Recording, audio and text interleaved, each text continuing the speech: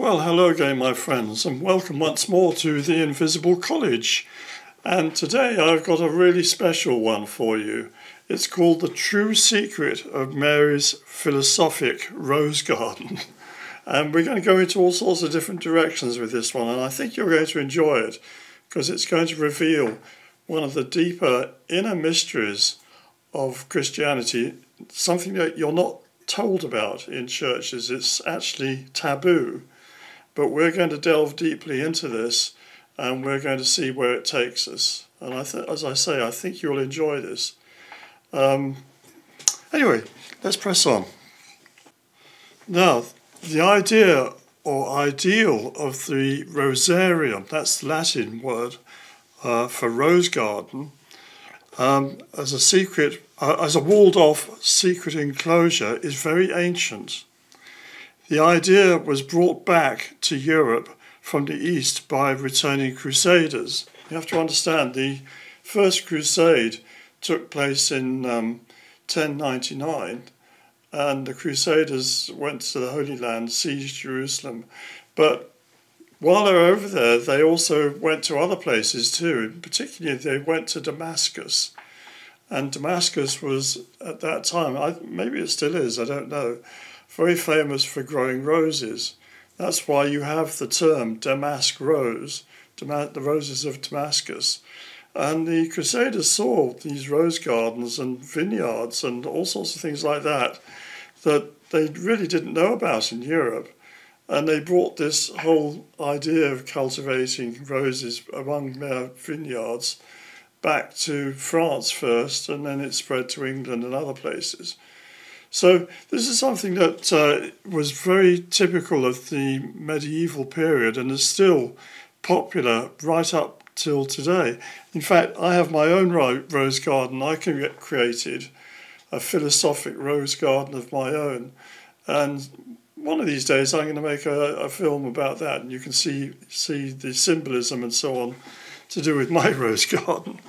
But that's something that's I think it's become part and parcel of Western Europe, and particularly in Britain, the idea of having, even if you can't have a rose garden as such, at least to grow roses. We love them, don't we? Anyway, a rose garden is a sanctuary, a place of peace and beauty. It is essentially feminine. It should also be harmonically proportioned and therefore instructive philosophically. So you have the idea that I think these gardens really originated even before Damascus in Persia, what we call Iran now. The idea of a walled garden enclosure where you grew lovely things, particularly roses. You had a fountain in the middle. It's a place of peace and harmony, away from the deserts, away from the wind. It's a sanctuary, the place where you go to relax and to think on higher things. I think particularly of Omar Khayyam. Have you ever read the Rubaiyat of Omar Khayyam? And he talks about the rose quite a lot and uses the symbolism of roses. He was a Persian poet, and I absolutely love his poetry. And actually I did hang up extracts from his poems in my own rose garden. I particularly like one that says, better to in the tavern get a glimpse of truth than in the temple to lose it outright, words to that effect. And I think there's a certain truth to that. The aristocrats of Europe, such as the Sydney Earls of Leicester, competed for excellence of their gardens. Their rose garden at Penshurst Place is renowned, and Penshurst is not far from where I live. And if you're ever in Kent, I do recommend you go and visit there. It's a wonderful rose garden, and also the house itself is very interesting. It was at one time owned by Henry VIII. The rose garden was for meditation on higher things than politics or commerce. It was for philosophical and religious reflection and sometimes prayer.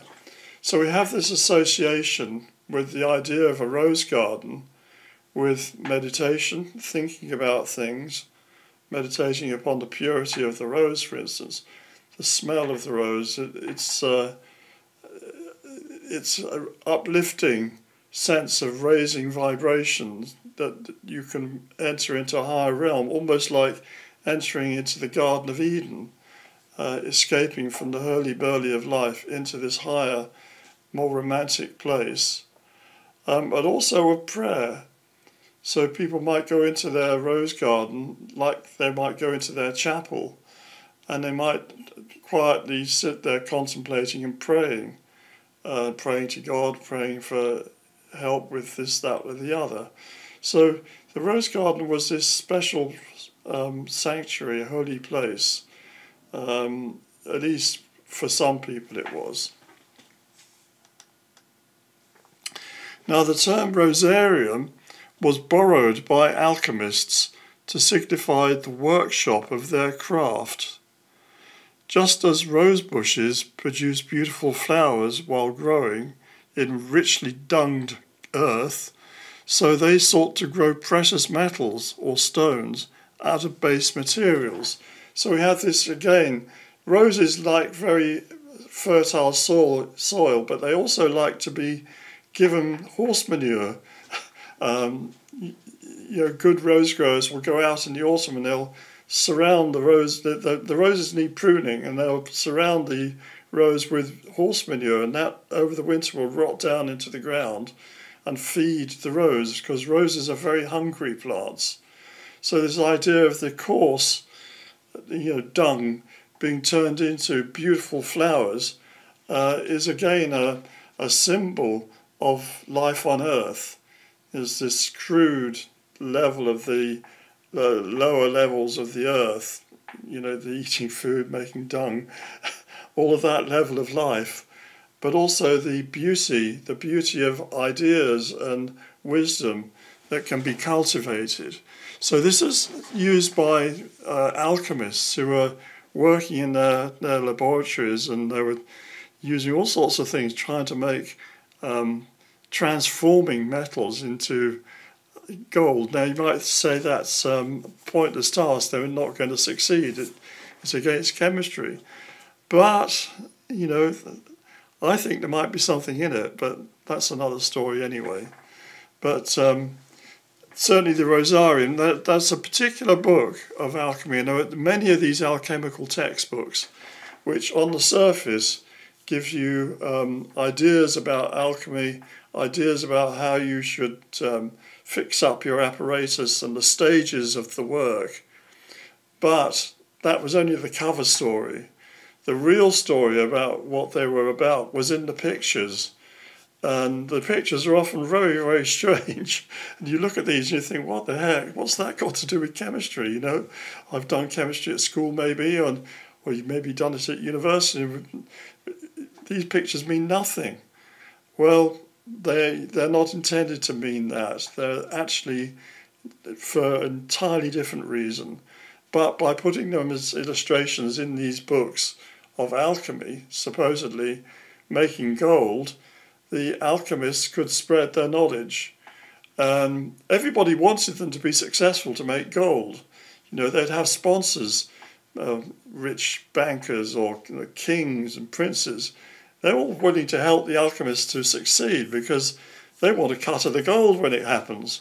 So that enabled them to be left in peace, to get on with their real work, which was to do with developing themselves philosophically in terms of raising bright vibrations, opening the higher centers in the mind, and developing things like clairvoyance, for example. So this was what the work was really about.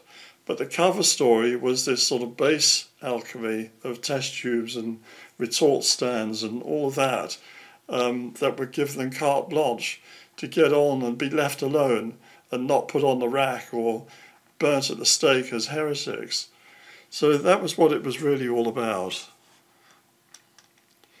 Now, in the East, people also had long-used beaded chains or knotted rope for counting and accounting. A version of these are the so-called worry beads, komboloi, that you will still see for sale all over Greece.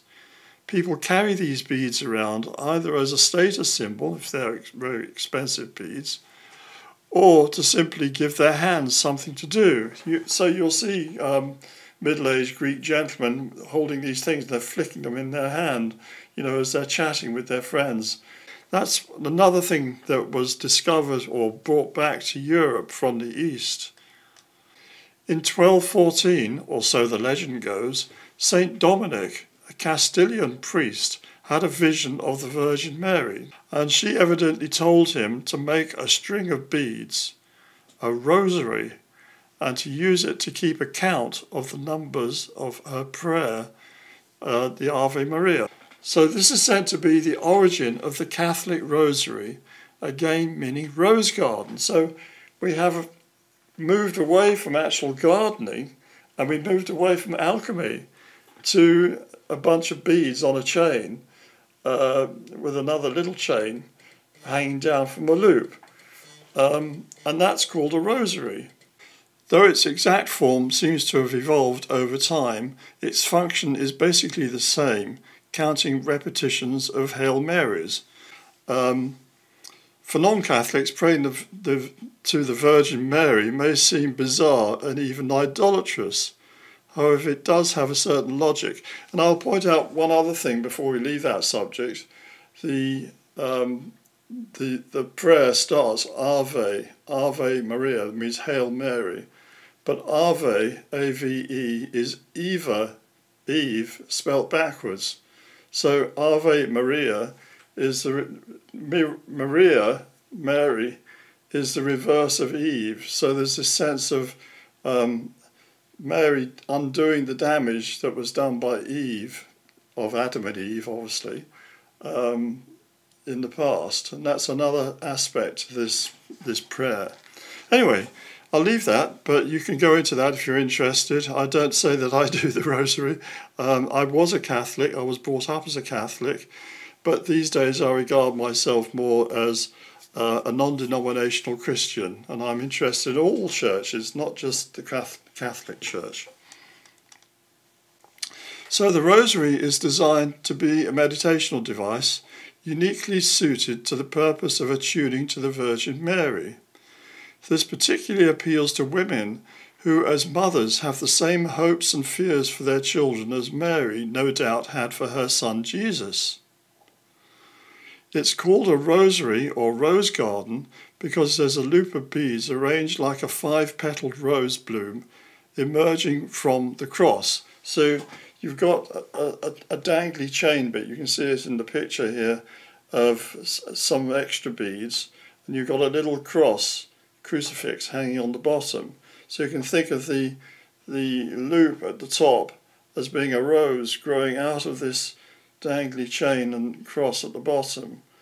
And the 5 decades of that rosary represent 5 petals of a rose. So in this sense, the rosary resembles a Protestant symbol called the Rosy Cross. Now the Rosy Cross, you've probably heard of Rosicrucians and Rosy Cross. That was a Protestant movement that started in the early 17th century. I think the first Rosicrucian manifesto came out in, I think I'm right in saying 1614, probably written a few years earlier than that.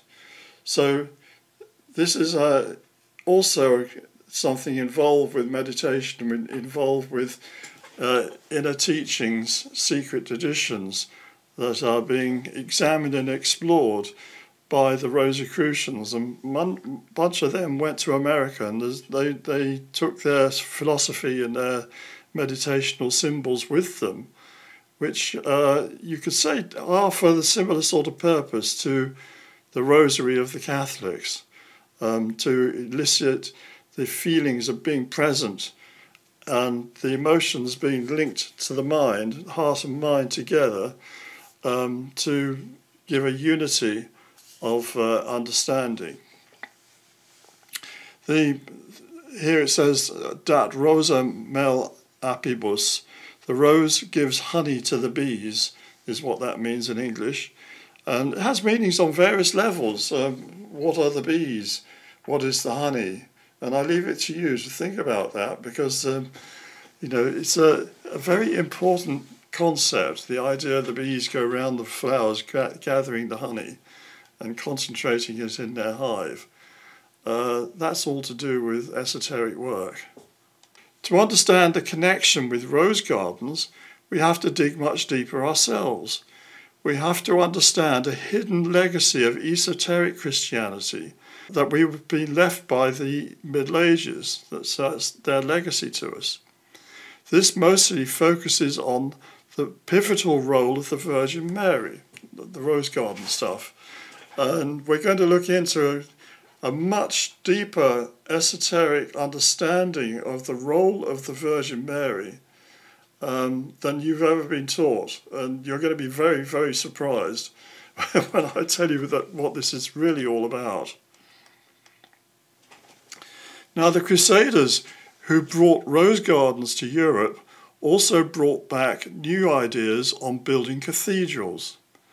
Among the first Gothic cathedrals was Chartres, which was built between 1194 to 1250.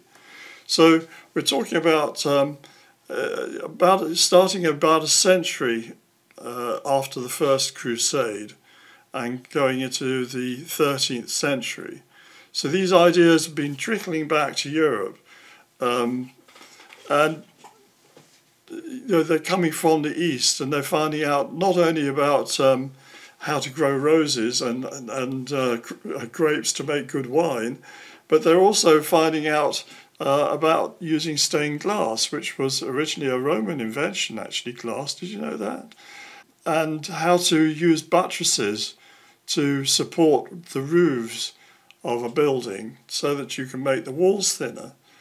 They brought these ideas back, but they really developed them in Europe and started making these massive buildings.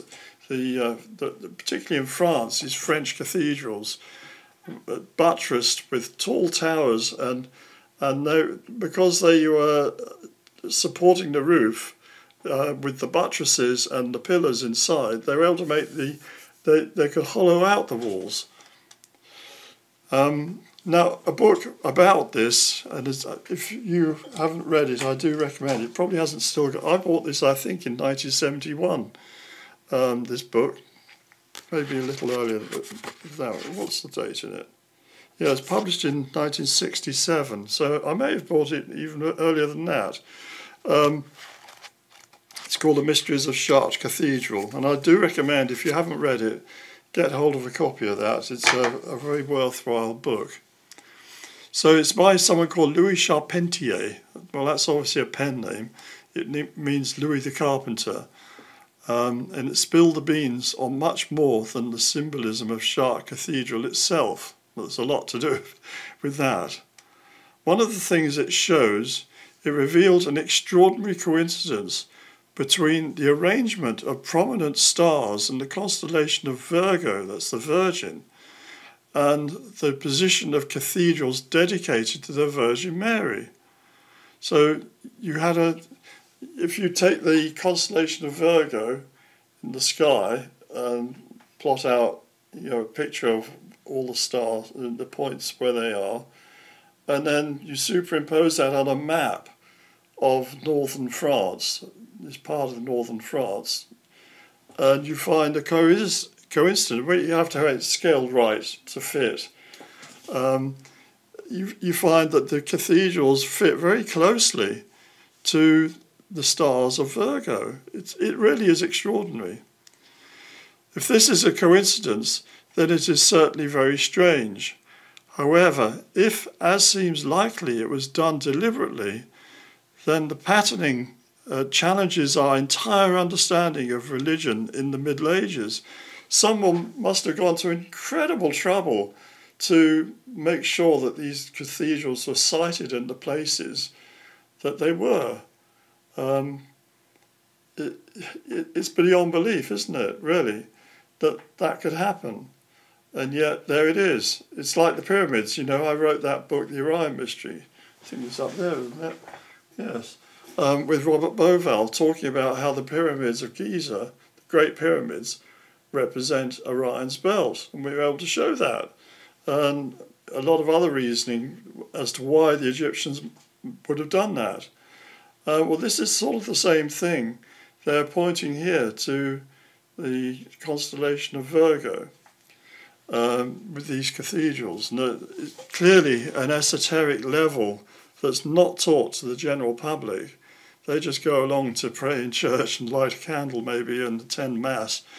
They have no concept or understanding that where the cathedrals were arranged to represent stars. They had no idea about that, but there it is.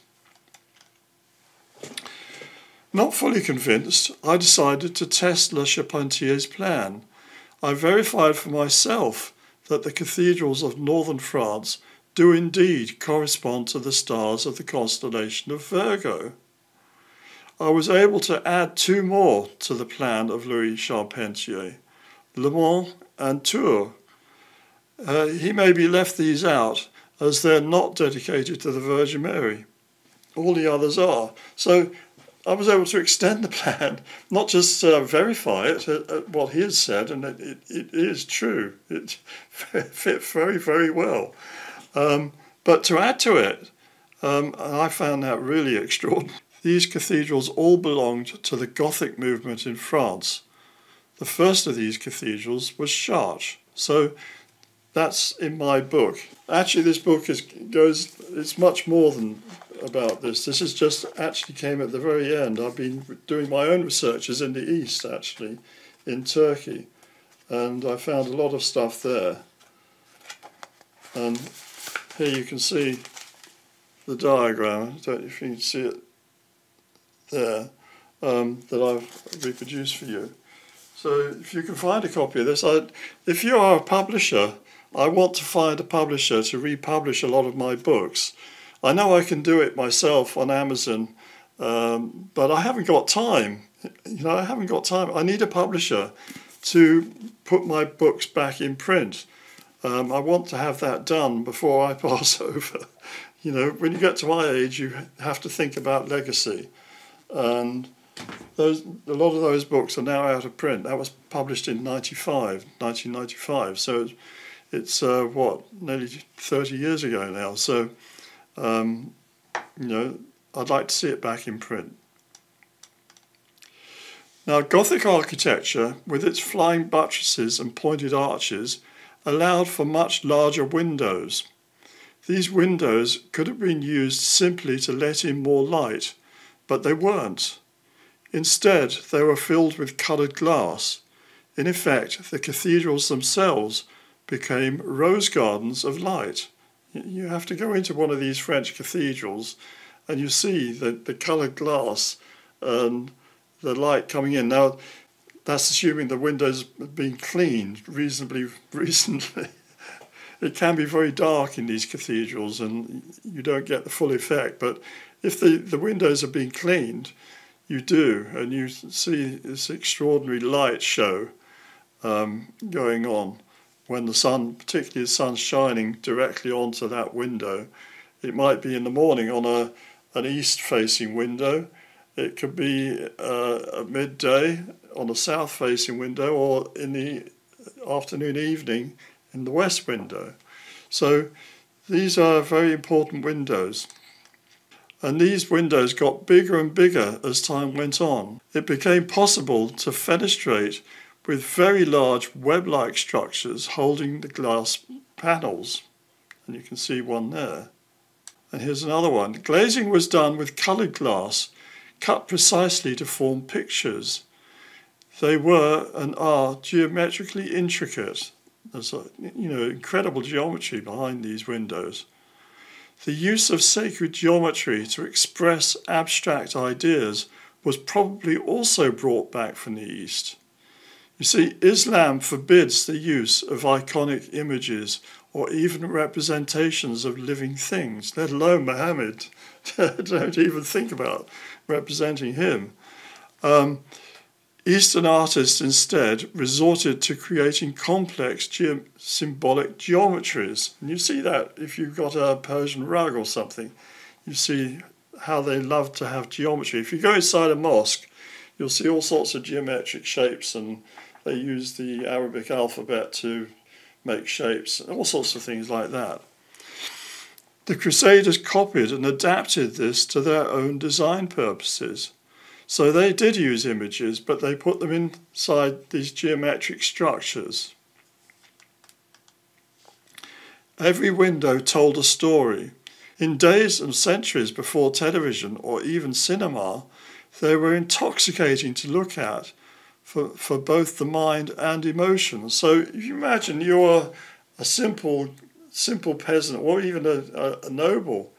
You've come in from the countryside and you go to one of these great cathedrals. Maybe you're on pilgrimage and you're going around visiting these cathedrals. You sit there and you're overwhelmed by this experience. You've never seen anything like it. These great big panels of glass, coloured glass, the light shining through. And you can sit there and meditate, looking at this panel and thinking about it and working out what all the different images are. It might be the kings of Israel or prophets, and or maybe it's to do with the story of Jesus himself, whatever. And like a rosary, the Catholic rosary, I told you, it's supposed to visualize the different mysteries of the life and times of Jesus and things that happened to him, his crucifixion, his resurrection, all these different events in his life. And try to think of yourself there, seeing it happening.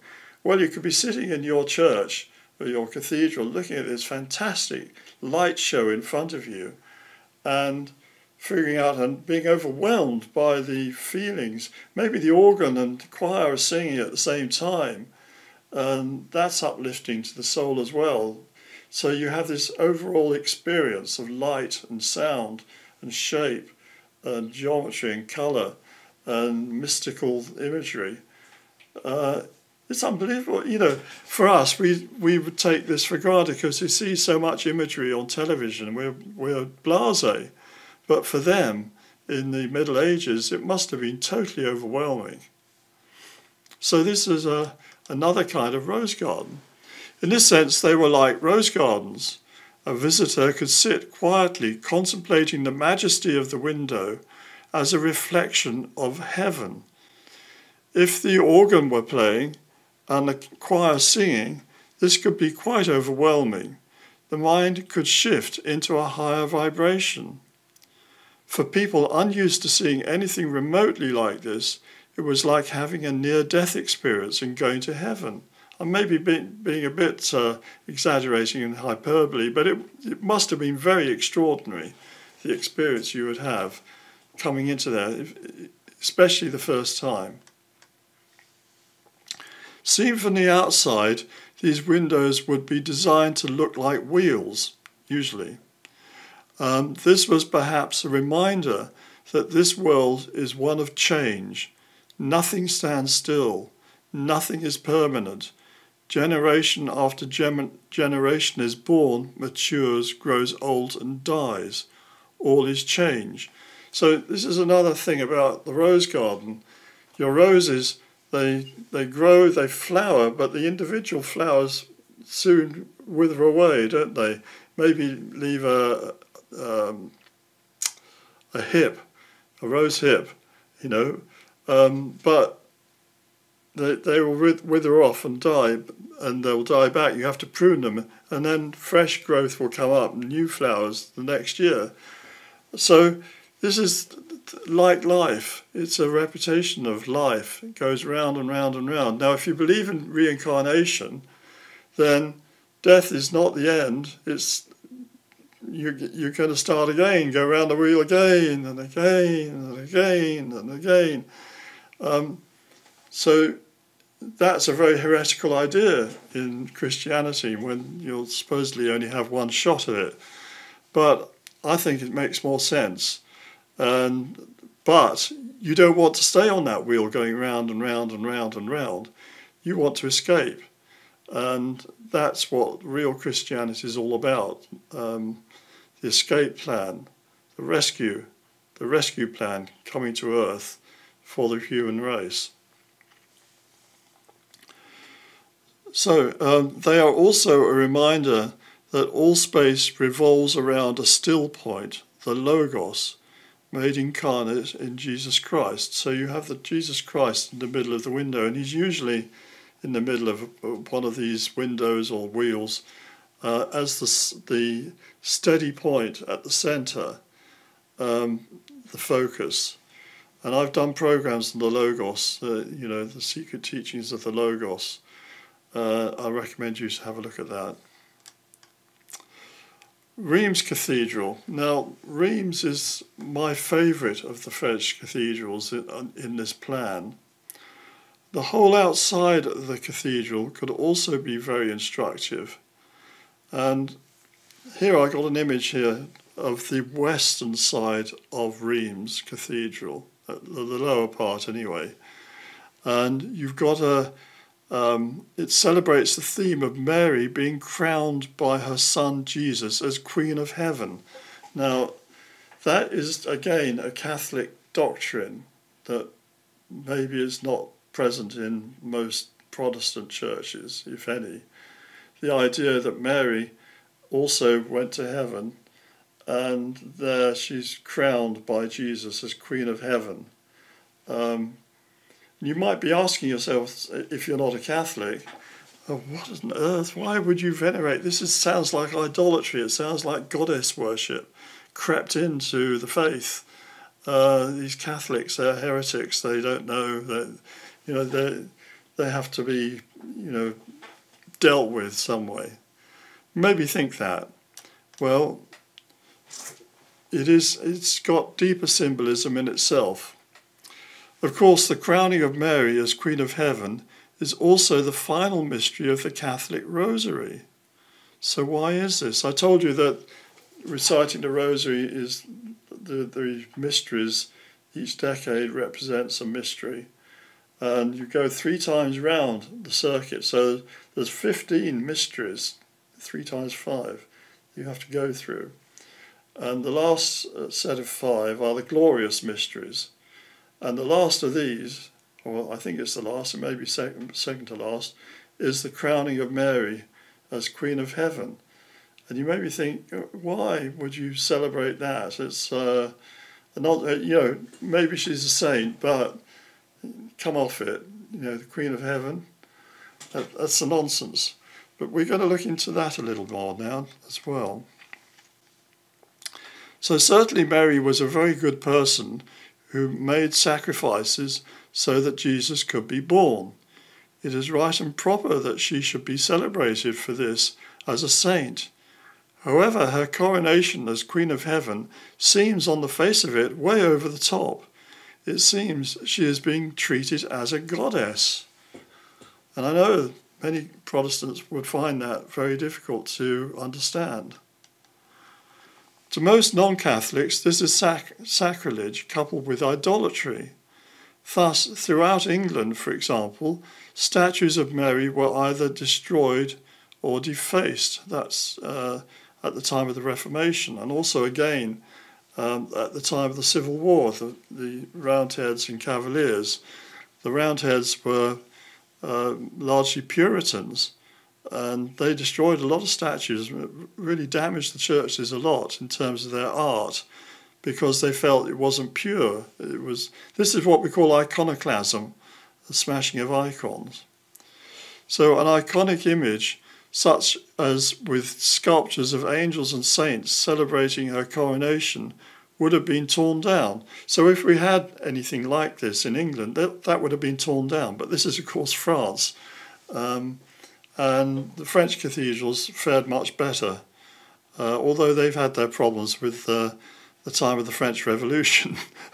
So it's not all, sweetness and light in France either. But they have, on the whole, survived better than the English cathedrals, at least in terms of their statues and things like that. But is there something more behind this image?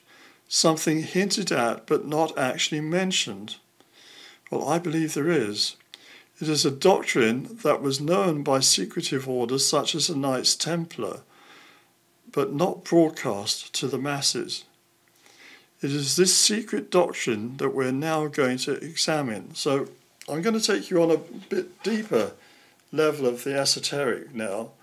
We've covered how this idea of rosarium, the rose garden, has spread into many different directions. Actual gardens, bead chains, alchemy, and rose windows, they're all kind of related to this rosary doctrine.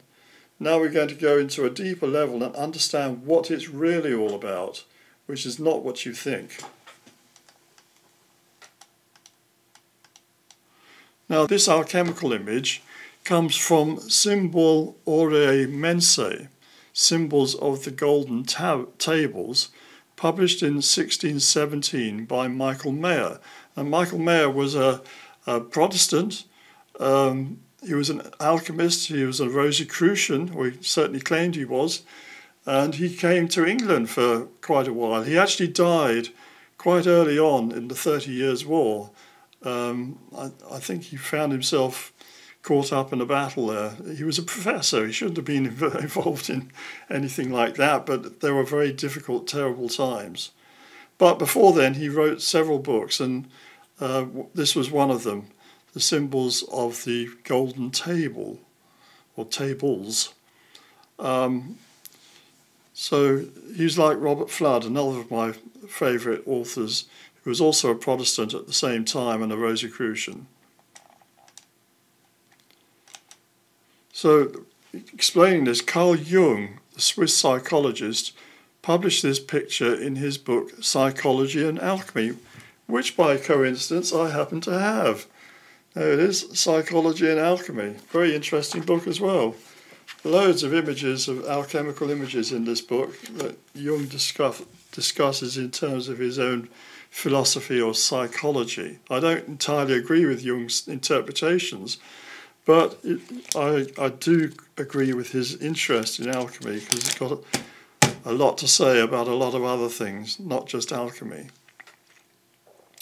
Now, he calls the woman Maria the Prophetess, a personage found in Gnostic literature who is said to have been the sister of Moses. So Jung's making comparisons with Maria the Prophetess, supposedly a sister of Moses, and I presume there's a Gnostic writing about that sometime.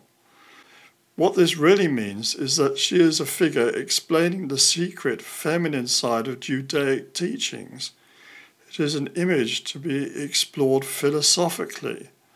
So Moses is the great teacher of what we'd now call Judaism. But of course it was the religion of all 12 tribes, not just the Jews, all of Israel at the time. But it had its secret feminine side, what these Gnostic teachings are saying. So what's that all about? Well, in alchemy, she would be referred to as Moses' soror mystica, his mystical sister, and this means his muse. So the soror mystica is the what Jung would call the anima, but the muse, the inspiration that brings new ideas into mind.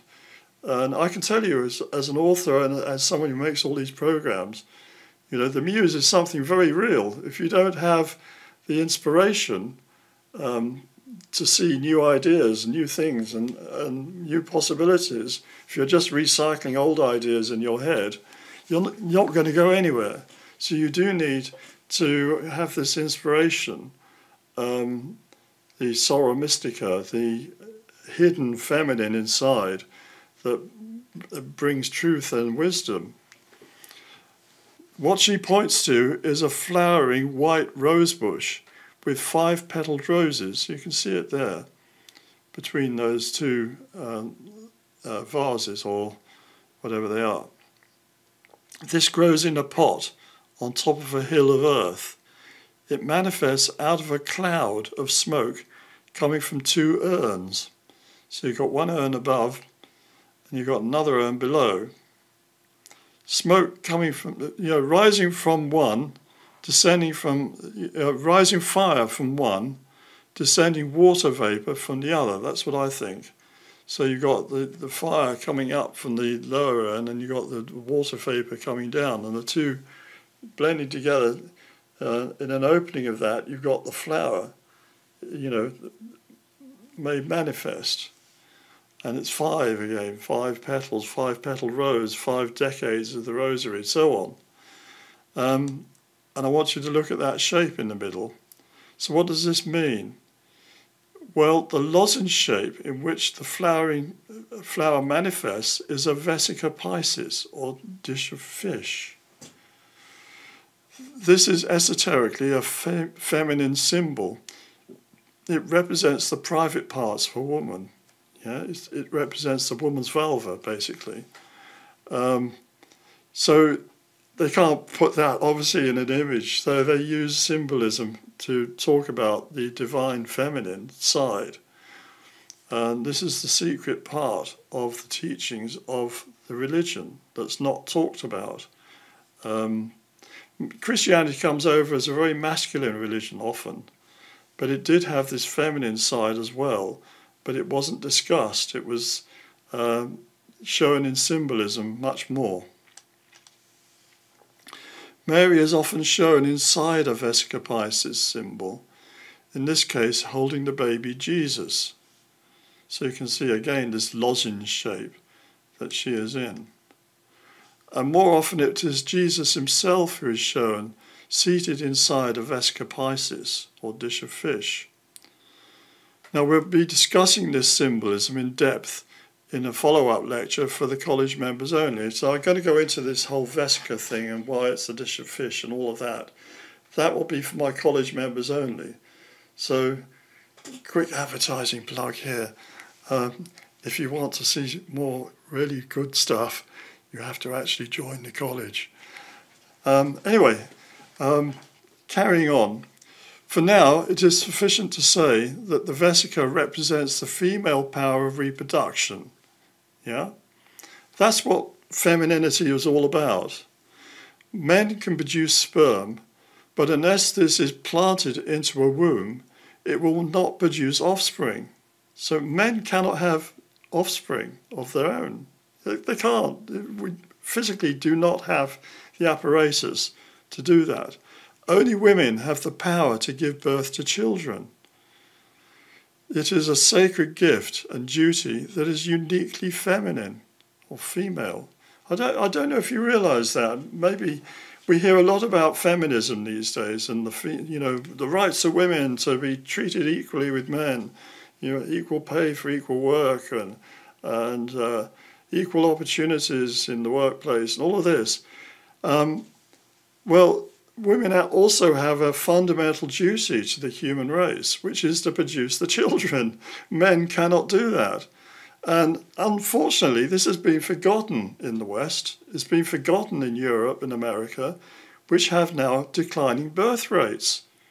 Nothing will wipe out a nation quicker than not having children. It only takes a generation or two, and you're gone. And it's happened right through history. So women have a primary duty to bring about the next generation. This is not something confined to humans even. If you watch your garden in springtime, you'll see all the birds. They go off and they make nests and they lay eggs, the females do, and then the parents feed the chicks until the chicks can leave the nest. They might even have a second nest. They work very, very hard to raise a family because they know that if they don't do that, their species will die out. And that's the same for the human race. So women have been entrusted and given the duty of doing this. And it's what sex is all about. Sex is not something that comes because you think, whoa, a fancy bit of sex. It's your body demanding it of you that you go and have sex so that there will be another generation. But this has been perverted by the modern world, which sees sex as purely a pleasurable act, to engage in without the repercussions and difficulties of actually having the children and actually having to raise the children and all the sacrifice that requires.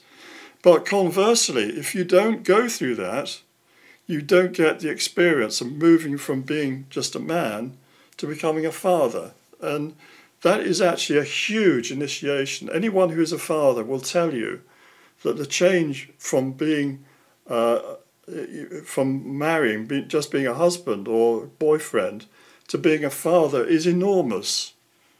And the same for women.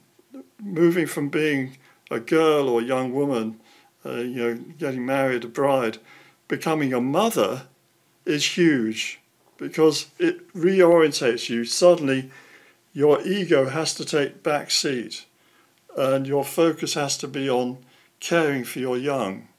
And that's true of all nature.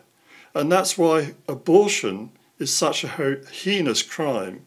It's a heinous sin and should not be done.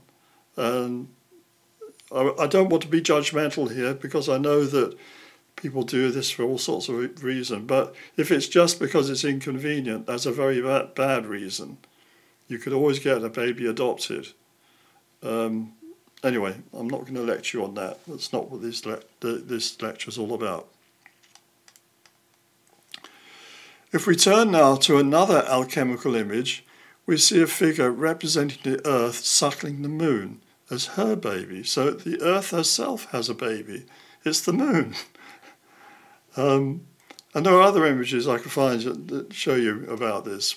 It's actually an alchemical image taken from what's called the Emerald Table of Hermes, but that's another subject altogether. Turning now to my favourite image, by the English Rosicrucian writer Robert Flood, we see Mother Nature, i.e. the soul of the earth, feeding all of the creatures she gives birth to with milk from her breast. So Mother Earth feeds everything. Yeah, she feeds in this earth environment. Everything lives that is alive. All the plants, all the animals, everything that is alive within this earth. She protects us. She feeds us. She gives us everything. So she is our mother. And again, this is the divine feminine in action. The earth is fecund, that means she's fertile, and able to grow whatever is planted on her. She is our womb of life. So whatever's planted into the earth grows. Yeah, that's what grows. If a different thing is planted, different things grow. You look through the fossil record, you see that the earth has had different species planted at different times. Yeah, there was a time when there were trilobites, another time when there were dinosaurs, another time there were huge mammals. And there's been periods of sudden catastrophe or some extinction of all the species within that fossil layer.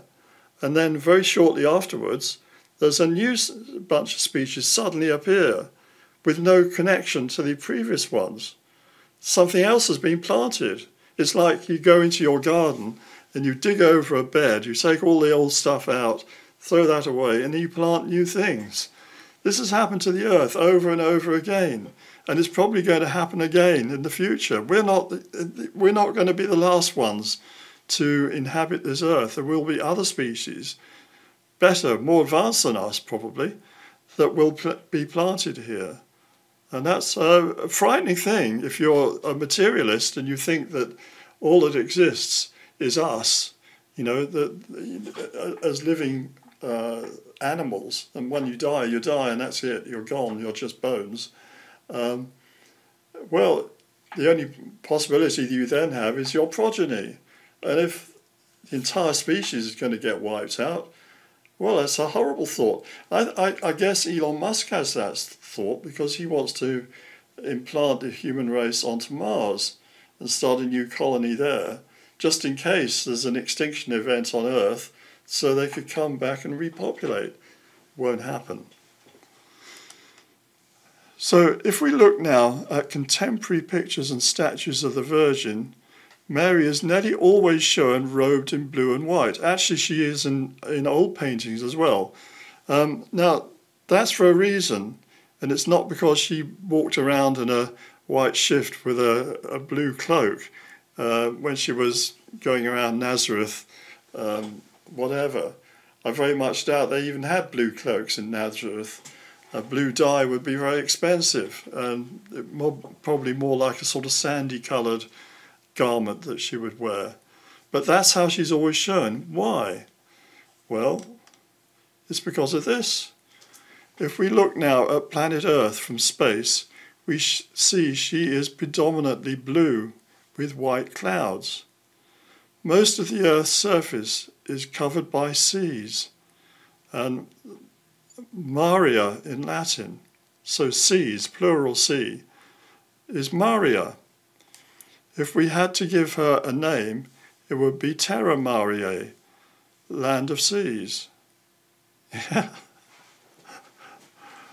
Or land of Mary, you could say. Mary's land. It doesn't take a lot of imagination to see that esoterically the Virgin Mary is a microcosmic stand-in for the macrocosmic Mary, who is planet Earth. And why is this important? Because planet Earth is the rarest of the rare. Among the stars in the sky, very few have planets that are capable of sustaining organic life. Indeed, this is the only one we know of. And I want you to contemplate that for a minute. You know, we've seen many planets. Well, we've seen the rest of the planets in the solar system. None of them seem to have life. If they have got any life, it's only the most primitive kind of bacteria or something deep underground, under the surface. They don't have anything like us walking around on them. You know, material, physical bodies supported by an organic system that can carry a brain and tune in on levels of existence and be capable of being vehicles for the higher mind, the higher self, the soul, you could say. There's nothing like that on the other planets. And we look through our telescopes now. We've got these new telescopes that can see very, very far in space, and we can measure and work out if a star's got planets going around.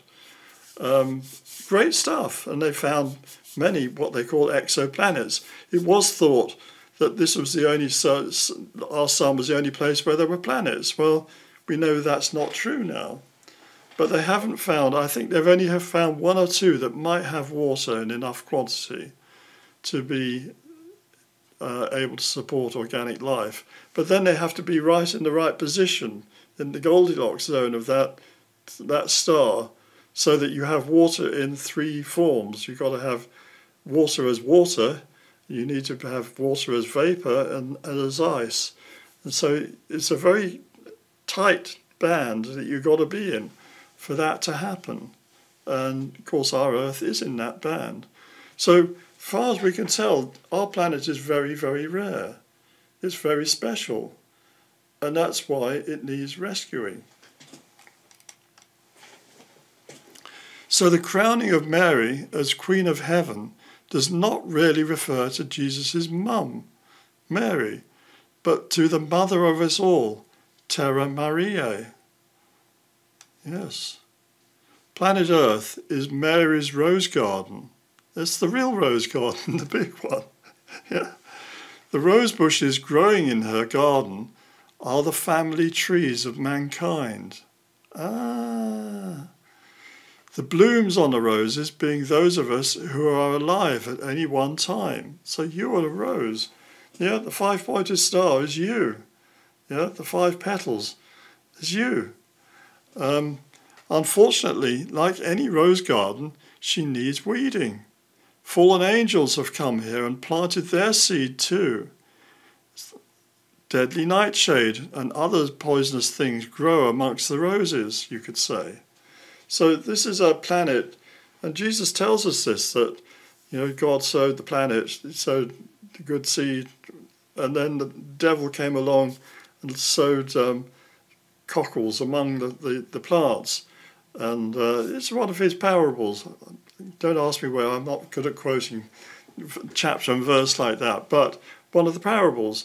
And then the servants come to the owner of the field and they say, well, shall we take out those cockles? And he says, no, don't do it now. Let them all come to fruition.